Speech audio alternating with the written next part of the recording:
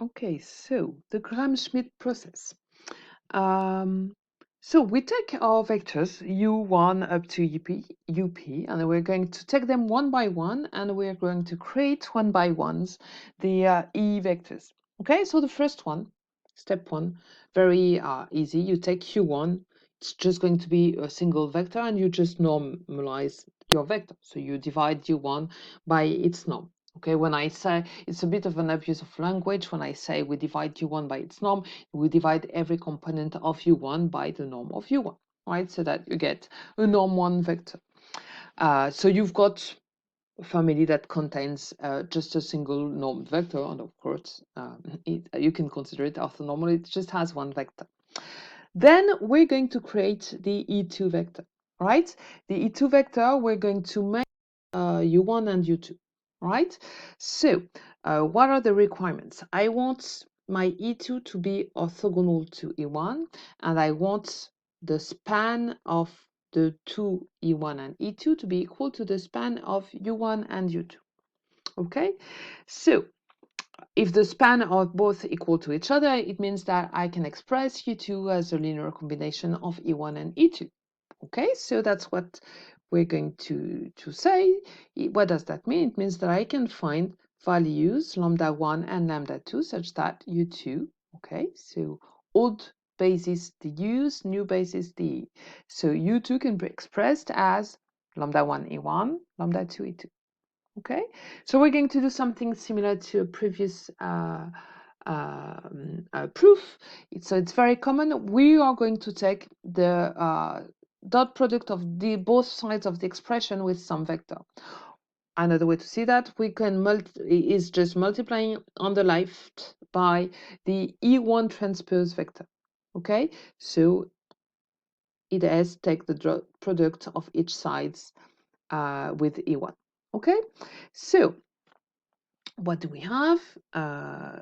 We have U2, let me put some space, is equal to lambda 1 E1 plus lambda 2 E2.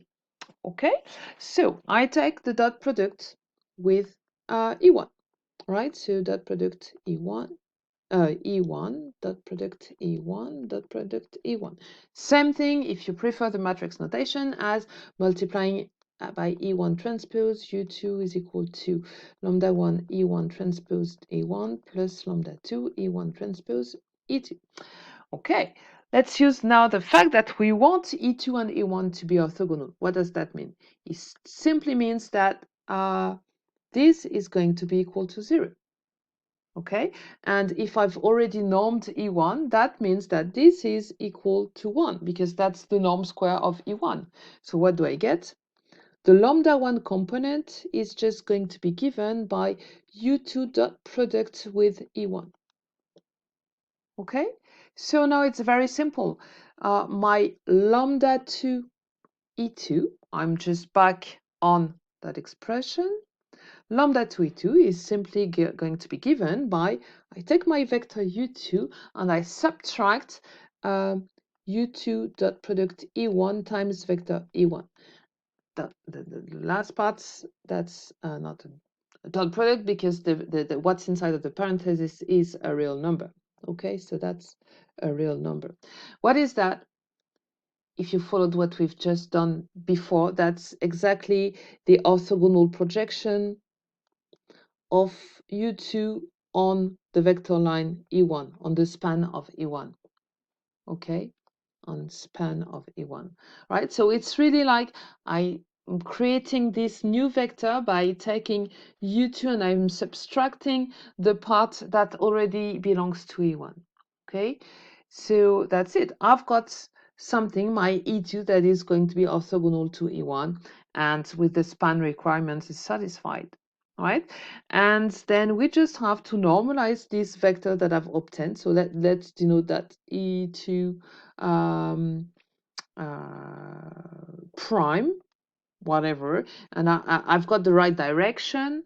I just want the norm version of this, so I just have to put E2 is equal to E2 prime divided by E2 prime norm. Okay, and that's it. That's all that we have to do, actually. All right, so here you've got all the calculations are reminded. So the lambda one, how we find it, and how we define the E2 prime, and how we should normalize it. Okay, and so now we've got a family with two items, E1 and E2. Each of them have norm 1 and they're orthogonal. And then we just go on the same process, right? Example, when I've got a third vector, I want my E3 to be orthogonal to both E1 and E2. I want the span of E1, E2, and E3 to be equal to the span of U1, U2, and U3. We use the same ID. We say, well, then U3 can be expressed as a linear combination of these E vectors. And similarly, we multiply or take the dot product with E1, and then we will take the dot product with E2. So if I take the dot product with E1, this is what I get, and this is not a lambda 1, that's a lambda 2. That's just going to be given by very similar formula. You just obtain that by taking dot product with E2 and the fact that E1 and E2 are orthogonal, right? So we have an E prime 3 vector that is defined as I take U3 and I subtract the projection of U3 on E1. This is it. And I also subtract the part that is going to correspond to the projection of U3 on E2. Okay, these are both the orthogonal projection on E1 and on E2, right? And that's it. And this is my vector E prime 3, and then I create E3 as the norm version of this one. Okay, and if you've got 4, 5, 6, any a number of vectors, you just go on the same process, right? And that's until you have taken into account all the vectors in the U family. So that's an important process to know how to use and to redo on some examples.